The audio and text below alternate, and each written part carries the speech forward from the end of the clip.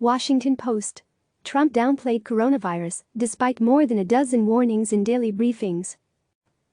President Donald Trump received more than a dozen warnings about the coronavirus outbreak in daily briefings in January and February, but continued to downplay the virus's threat and severity, The Washington Post reported Monday.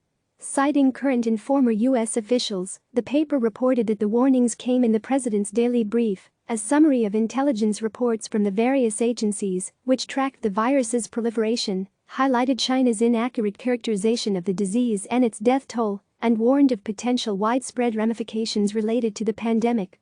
Officials told the Post that the president, who frequently forgoes the briefings and has become impatient with the summaries of the brief he now receives a couple of times per week, did not seem to absorb the warnings. They added that focused efforts tracking the virus were on par with prior instances of monitoring security threats, including active terrorism and international clashes. An official in the Office of the Director of National Intelligence, which manages the briefing, told the Post that the detail of this is not true and declined to explain or elaborate. CNN has reached out to the Office of the Director of National Intelligence for comment.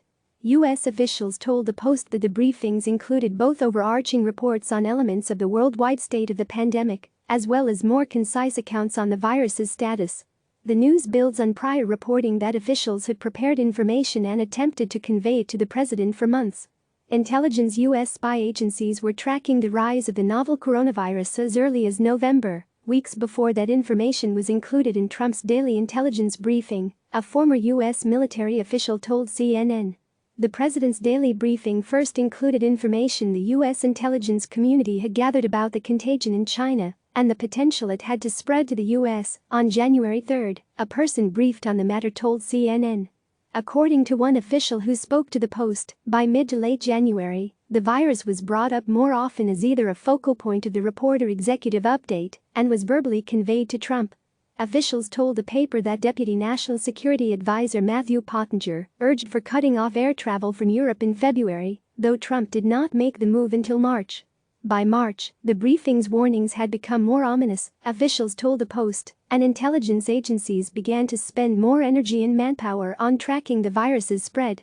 While U.S. officials have largely abandoned the theory that the virus was purposefully developed, they are still assessing if it potentially escaped a Wuhan lab researching such naturally occurring viruses.